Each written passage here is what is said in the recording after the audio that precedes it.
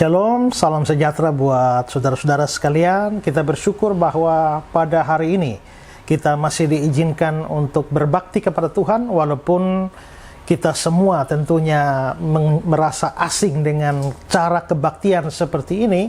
Tetapi menurut saya ini jauh lebih baik bahwa kita masih dapat kesempatan berbakti.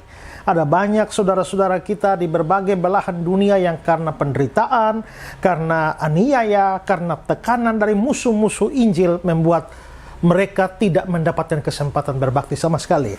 Tapi kita, walaupun dalam metode atau cara beribadah yang lain, tapi bersyukur bahwa kita masih dapat kesempatan untuk beribadah, dan terlebih adalah mendengar firman Tuhan. Karena itu kita akan mendengar firman Tuhan. Mari kita berdoa kepada Tuhan. Tuhan, kami bersyukur untuk kesempatan pada saat ini, di mana walaupun dalam kondisi yang tidak biasa, tapi kami masih mendapatkan kesempatan untuk beribadah kepada Tuhan dan terlebih mendengar firman. Kami mohon Tuhan, berilah akal budi pikiran yang baik supaya firman diberitakan kami bisa mengerti. Hati kami juga terbuka kepada firman-Mu, sehingga apa yang kami mengerti, kami mau menyambutnya dalam hati kami, menyimpannya, merenungkannya, dan lebih-lebih melakukannya dalam hidup kami. Ampuni dosa dan salah kami, supaya tidak menghalangi kami mendapatkan berkat dari firman Tuhan ini. Dan semua peralatan yang kami pakai, biarlah bisa berfungsi dengan baik, supaya firman dapat kami nikmati dengan sebaik-baiknya. Kami sadar, setan juga bekerja waktu kami mendengar firman. Karena itu Tuhan, lindungilah kami semua dari pekerjaan si jahat, supaya tidak ada di antara kami yang menjadi sia-sia ketika mendengar firman. Tolong hamba-Mu juga dalam menyampaikan, biarlah kuasa dari Tuhan boleh menyertai, dan juga Tuhan sendiri yang membukakan rahasia firman Tuhan ini bagi kami sekalian. Dalam nama Yesus kami berdoa. Amin. Baik saudara-saudara, pada kesempatan ini saya ingin berbicara berkenaan dengan Roh Kudus sebagai salah satu pribadi dari Allah Tritunggal, dan pada kesempatan ini saya lebih menyoroti pekerjaannya. Kalau kita bisa lihat, mungkin tema yang dibagikan kepada kita itu berkenaan dengan masalah pekerjaan Roh Kudus dan menyoroti salah satu pekerjaannya, yaitu ketika Roh Kudus menyadarkan kita dan membuat kita itu menyesali dosa-dosa kita. Tapi sebenarnya kalau bicara soal pekerjaan Roh Kudus, maka Roh Kudus itu mempunyai karya, mempunyai pekerjaan yang luas sekali. Roh Kudus bisa bekerja di tengah-tengah alam semesta ini, sejak dari hari penciptaan sampai pada masa kini. Roh Kudus juga kita bisa melihat pekerjaannya di kalangan bangsa-bangsa yang tidak mengenal Allah, atau di kalangan orang-orang tidak percaya. Kita juga bisa melihat bagaimana pekerjaan Roh Kudus di dalam orang-orang percaya. Pekerjaan Roh Kudus di dalam pelayanan orang percaya. Pekerjaan Roh Kudus di dalam gereja Tuhan, dan masih banyak hal yang lain. Dan pada kesempatan ini saya ingin membicarakan beberapa pekerjaan Roh Kudus berkenaan dengan kehidupan seorang yang lalu sebelumnya tidak percaya, tapi lalu menjadi orang percaya. Dan bagaimana tahapan-tahapan Roh Kudus bekerja. Nah, pada kesempatan ini kita akan melihat beberapa langkah atau beberapa pekerjaan Roh Kudus sampai membuat seorang menjadi orang yang percaya. Yang pertama-tama saudara adalah bahwa Roh Kudus itu melahirbarukan kita. Roh Kudus itu melahirbarukan kita. Kalau kita membaca di dalam Efesus pasal 2 ayat 1 dikatakan, kamu dahulu sudah mati karena pelanggaran-pelanggaran dan dosa-dosamu. Kamu dahulu sudah mati. Berarti manusia itu memang pada dasarnya sudah mati. Di sini Paulus sedang berbicara tentang orang-orang berdosa. Berarti orang-orang berdosa, dia masih bernapas, dia masih, jantungnya masih berdetak sebagai seorang yang hidup secara jasmani. Tetapi secara rohani sebenarnya semua orang sudah berada dalam kematian. Dikatakan jelas bahwa kamu dahulu sudah mati. Kenapa? Karena pelanggaran-pelanggaran dan dosa-dosamu. Berarti setiap orang yang berdosa, setiap orang yang melanggar perintah-perintah Tuhan, pada dasarnya itu adalah orang yang sudah mati. Maka saudara, kalau saudara melihat ada orang-orang berjalan kemana-mana, oh sepertinya mereka hidup, tapi sebenarnya mereka mayat-mayat rohani. Demikianlah kita juga sebenarnya adalah mayat-mayat rohani. Nah saudara, sekarang kalau mayat itu atau orang mati itu diberikan sesuatu, bisakah dia bisa berespon? Kalau ada orang mati di sini, kasih sei babi, goyang-goyang di hidungnya, apakah dia respon? Tidak. Kenapa? Mati. Dikasih duit, goyang-goyang di matanya, ada respon? Tidak. Ya, coba diklik. Apakah dia berespon? Tidak juga. Kenapa? Mati. Jadi dengan kata lain, orang mati itu dibikin apa saja tidak bisa respon. Bagaimana supaya dia bisa respon? Ya dihidupkan dulu, dibangkitkan dulu. Habis sudah dia bangkit, baru dikasih CI, dikasih duit, dia bisa respon. Nah begitu juga. Orang kalau mati secara rohani diberikan sesuatu yang baik, tidak mungkin bisa berespon.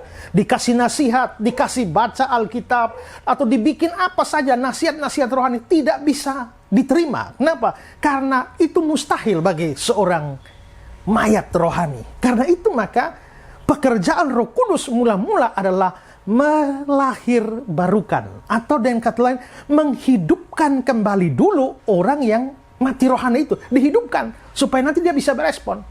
Kalau kita membaca di dalam Yohanes pasal yang ketiga ayat 5 dan 6, Yesus berkata ya, sesungguhnya jika seorang tidak dilahirkan dari air dan roh, dia tidak dapat masuk kerajaan Allah. Apa yang dilahirkan dari daging adalah dari daging, apa yang dilahirkan dari roh adalah roh. Di situ Yesus bicara soal pekerjaan Roh Kudus, di mana Roh Kudus itu melahirbarukan kita. Karena itu, ingat saudara-saudara, lahir baru tidak sama dengan bertobat. Lahir baru tidak sama dengan beriman.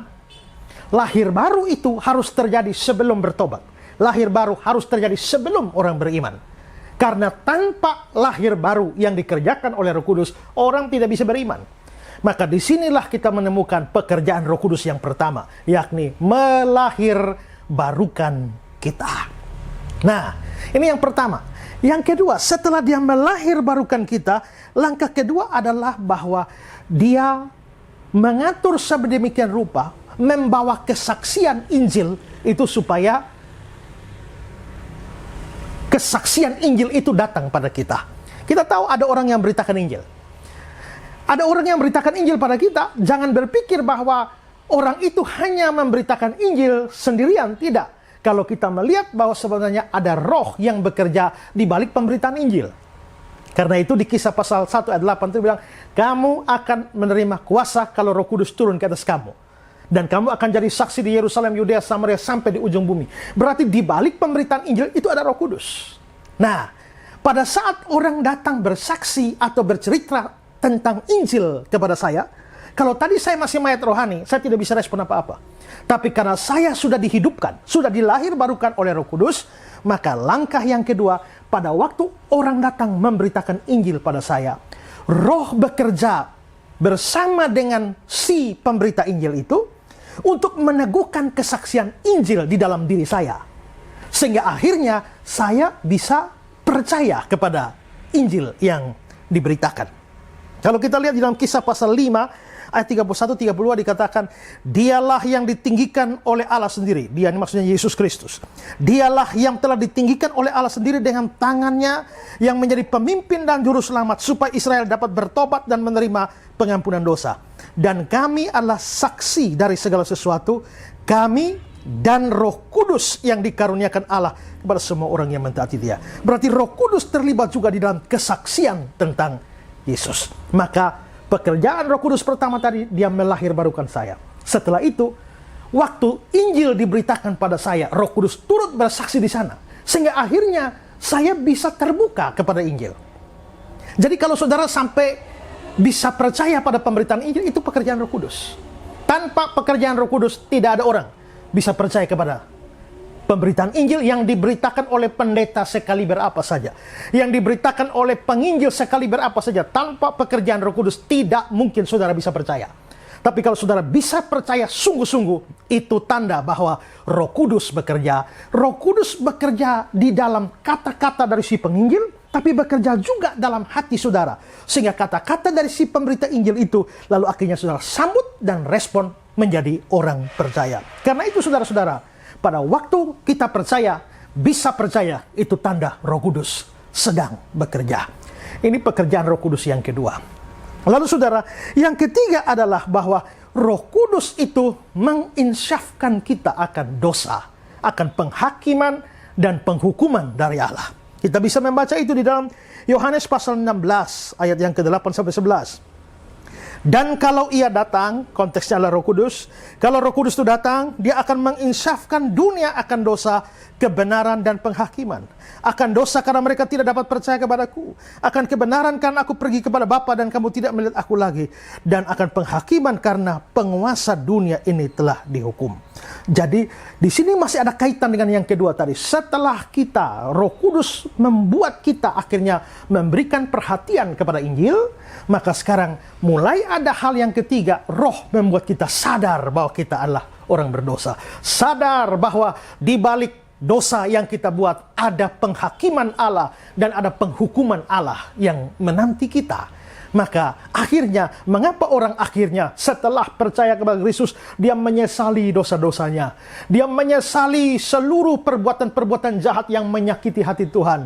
Dan semacam ada ketakutan terhadap penghakiman dan penghukuman Allah. Dan kalau dia sudah percaya, dia menjadi bersyukur karena terlepas dari penghakiman dan penghukuman Allah. Semuanya karena pekerjaan Roh Kudus. Maka Roh Kudus pertama melahirbarukan. Kedua, Roh Kudus itu bersaksi bersama dalam pemberitaan Injil. Roh Kudus membuat kita insyaf akan dosa dan sadar akan penghakiman dan penghukuman dari Allah. Dan yang keempat adalah Roh Kudus memeteraikan kita. Roh Kudus memeteraikan kita. Kalau dalam Efesus pasal 1 ayat 13 dia bilang, di dalam dia kamu juga, karena kamu telah mendengar firman kebenaran yaitu Injil keselamatanmu. Di dalam dia kamu juga ketika kamu percaya dimeteraikan dengan Roh Kudus yang dijanjikan itu. Kita dimeteraikan. Ini hal yang keempat yang diberikan. Roh Kudus memeteraikan kita. Saudara, meterai itu arabon dalam bahasa Ibraninya itu menjamin kepemilikan. Jadi kalau saudara lihat biasa di kampung-kampung ada sapi-sapi atau kerbau, itu dikasih cap. Itu tandanya misalnya di sapi itu di ES, itu artinya sapi itu milik Ezra Soro. Nah, Roh Kudus itu adalah jaminan. Roh Kudus adalah meterai. Maka pada waktu kita diberi Roh Kudus, ada Roh Kudus mendiami kita, itu jaminan bahwa kita ini milik Allah. Kalau saudara belum percaya tidak ada Roh Kudus, saudara bukan milik Allah. Tapi kalau ada Roh Kudus dalam diri saudara, itu membuktikan saudara adalah milik Allah. Maka pada saat saudara percaya, dikatakan Roh Kudus memeteraikan saudara. Berarti saudara ini milik Allah, saudara ini anak Allah. Makanya dalam Galatia 4 ayat 6 itu roh itu bersama dengan roh kita bersaksi bahwa kita ini adalah anak-anak Allah. Dan yang kelima, yang terakhir adalah bahwa Roh Kudus itu menguduskan kita. Ingat, pada waktu percaya, kita diberi Roh Kudus. Namanya juga Roh Kudus, maka dia pasti akan menguduskan. Nah, kalau Roh Kudus mengerjakan yang namanya pengudusan, sanctification, maka lalu dari hidup kita melahirkan apa yang kita kenal sebagai buah roh. Kasih, sukacita, damai sejahtera. Akibat dari pekerjaan Roh Kudus yang menguduskan ini, maka orang yang sudah percaya Yesus, lama-lama hidupnya menjadi kudus. Dia tidak sempurna. Belum sempurna, nanti sampai surga baru sempurna, tapi pelan-pelan hidupnya mengalami perubahan dari hari ke hari. Perubahan ajaib jadilah padaku sejak Yesus kuterimalah. Waktu Yesus kuterima, kenapa hidupku ada perubahan? Karena Roh Kudus yang mengubahkan kita. Ya, maka kita harus bersyukur bahwa Roh Kudus itu akan, kalau imanmu benar, Roh Kudus pasti ada. Kalau Roh Kudus ada, hidupmu pasti berubah. Maka pada hari ini kita belajar ada 5 pekerjaan Roh Kudus di dalam kita. Pertama, melahirbarukan kita. Kedua, bersaksi bersama di dalam pemberitaan Injil yang membuka hati kita. Yang ketiga, mengerjakan suatu penyesalan akan dosa-dosa di dalam diri kita, insyaf akan dosa-dosa, dan kesadaran akan penghakiman dan penghukuman, sehingga akhirnya kita menjadi percaya. Setelah kita percaya, dia memeteraikan kita yang menjamin tanda bahwa kita milik Allah.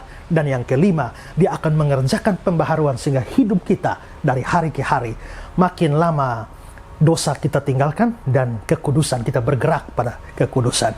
Tambah hari, tambah benci dosa, tambah hari, tambah aku setia. Ya, tambah hari, tambah benci dosa. Makin benci dosa, bisa jatuh, tapi benci dosa. Lalu kita bergerak ke arah kekudusan. Bersyukur untuk Roh Kudus yang diberikan dari pihak Allah kepada kita, orang percaya. Marilah hidup senantiasa bergantung dan berjalan dalam tuntunan Roh Kudus. Tuhan memberkati saudara sekalian. Mari kita berdoa. Tuhan, terima kasih karena pada kesempatan ini kami sudah belajar tentang pekerjaan Roh Kudus di dalam diri orang percaya. Kami bersyukur bahwa Roh-lah yang memulai melahirbarukan kami sampai menguduskan kami, sehingga hidup kami dari hari ke hari. Kami bisa menjadi orang percaya karena pekerjaan Roh Kudus. Dan kami bisa bertumbuh dalam kekudusan juga karena pekerjaan Roh Kudus. Terima kasih Tuhan, dan biarlah Roh terus bekerja dalam diri kami, supaya makin hari hidup kami makin bergerak ke arah kekudusan dan hidup menyenangkan Tuhan. Terima kasih Tuhan untuk firman-Mu. Dalam nama Yesus kami berdoa. Amin.